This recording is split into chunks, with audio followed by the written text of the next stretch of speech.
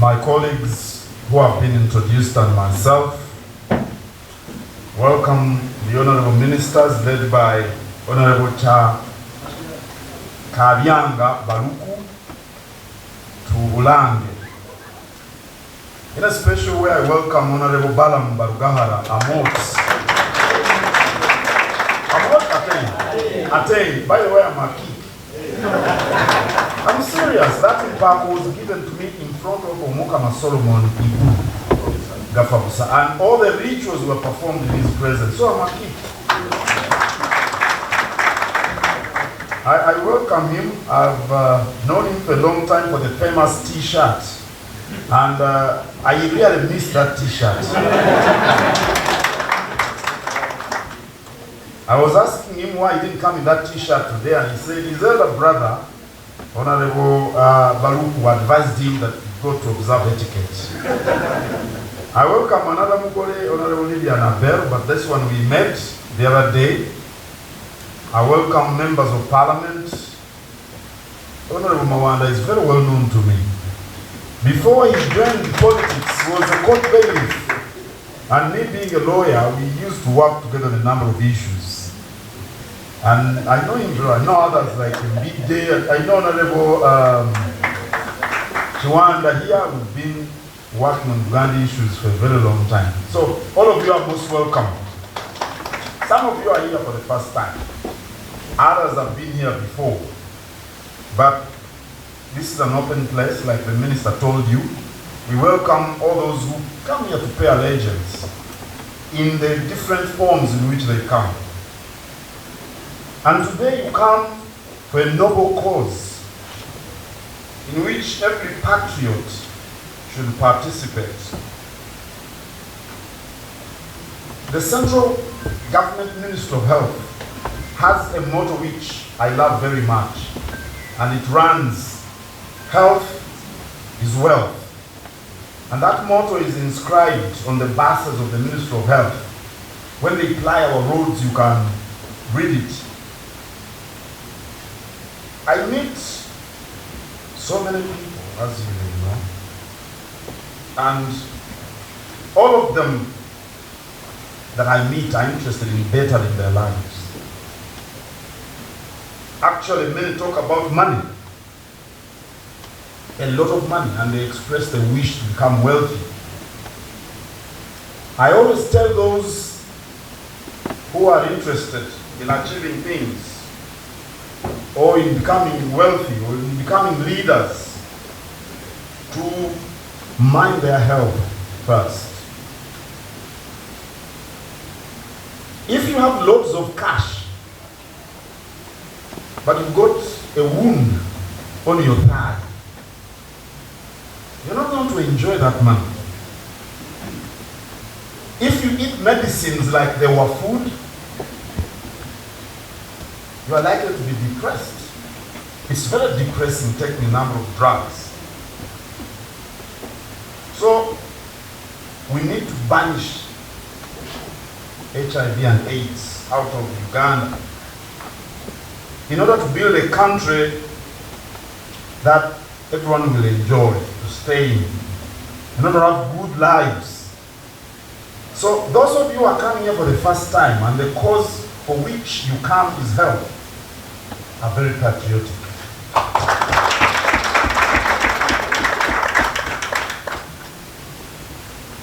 Of course, I've heard a lot about the Patriotic League of Uganda. It has been in our faces for quite some time now. The word patriotism, in its ordinary meaning, refers to one's devotion to one's country. It's as basic as that. But love for country usually depends on how one's country cares for one's well-being. You know, you'll find Americans very proud of their country, their flag, everywhere they go. Because, you know, their government, their institutions care about them. I therefore challenge you, members of this Patriotic League, to highlight those aspects that will make Ugandans love their country. Justice is one aspect that makes people love their countries. So the question for you is this. When people seek services from government and public institutions, are they justly treated? Because you are building patriotism. When people go to government agencies, the ministries, are they justly treated? And remember, we can only be just when we are truthful.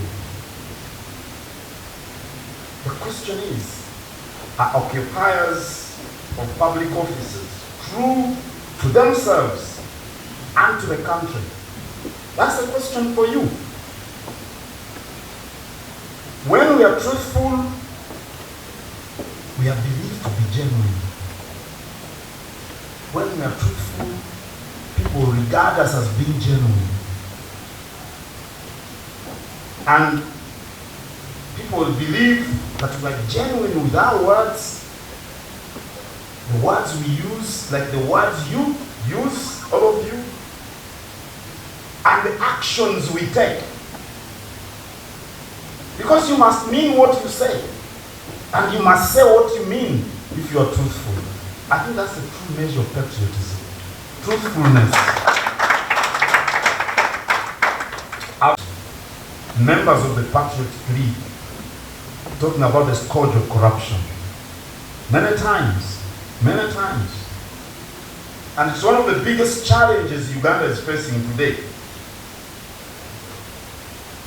And as you may know, people are facing economic hardships. The ordinary people in particular. But also businesses. URA released the list of companies which are downsizing. I think you saw it. So there are economic hardships even for businesses. But particularly for the ordinary man and woman.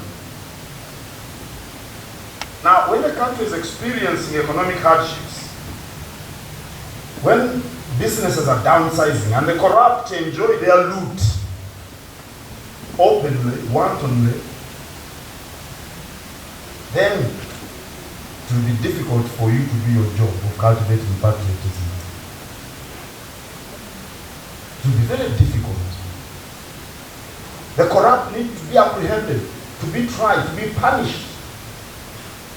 You are very influential people. Look at the ministers here. Look at General Mhoz. I see someone flying his flag. He's the CDF.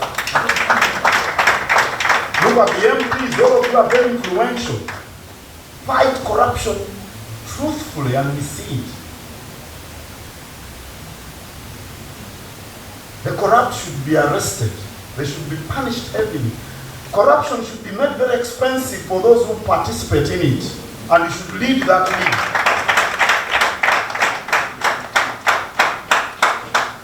Not just the words, let people get arrested. They should be, you know, when you visit the hospitals, when you visit the hospitals and you see how your mothers are suffering, when you visit the schools and then they tell you somebody in the ministry took all the money for him or herself, and the kids are sitting on the ground, the primary school is not roofed. That kid could be your brother's son. Corruption is making the country angry, and the Patriotic League should make the country smile.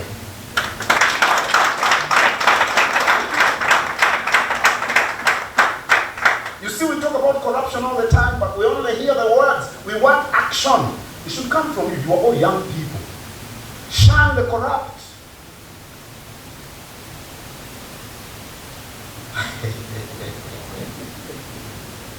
So I urge you, ladies and gentlemen, to fight corruption so that the little that may be available in Uganda is shared equitably and justly.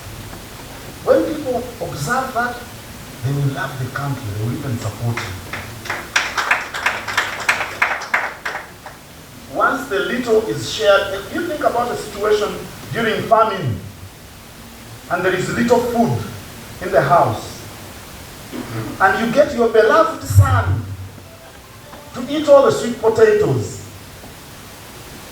what will the rest of the children think? How are they going to love you? The parent who picks the beautiful girl like Honorable Lydia Nabel, and she's the only one to eat the sweet potatoes when it is dry in Kitubu. These are serious national issues. They must be handled seriously. So let us all struggle for the unity of Ugandans. We have very slight differences, really. When I go to Renzori and I see how the people live, and I go in the villages of Buganda, the difference is not all that much. I was in Gulu last year. I went to the villages and I saw. I was in Imbarara in April the other year. I went to Wanyamahembe, all those areas, Rubindi, you know. And I was that side, and somebody came, a friend of mine, told me, you see, we are now rich. We are rich. Something uncle, a friend of mine was telling me they are rich. I told him, does everybody in Uncle have pipe to water? That's how we tell rich people. Do they all have pipe to water? I asked him, he's my friend. He told me, okay, tell me. Those primary schools in Uncle, how many of them can send their kids to Kisubi or Budo? And the hospitals, does every parish have a hospital functioning properly? I told him, we go to fight poverty, all of us together. So that the country is united. The differences between us are not all that big. I was in Karamoja.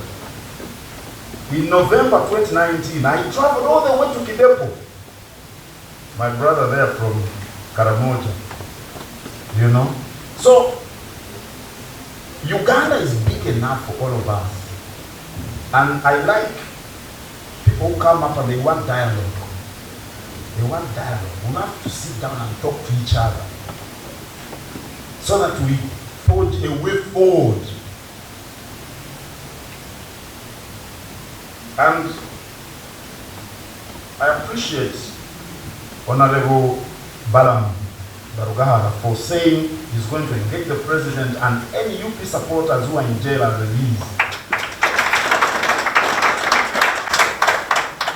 Please engage with the leadership of NUP and go to the president and these people get released. They were arrested 3 years ago. We are into another election cycle. We need to unwind as Ugandans. And I think the gesture of releasing them will reconcile the country to a very large extent. And in your efforts to have them released, I'm your supporter. I'm your supporter. If you want to talk to the NUP leaders, I'll talk to them so that we work together. And everybody is out of jail.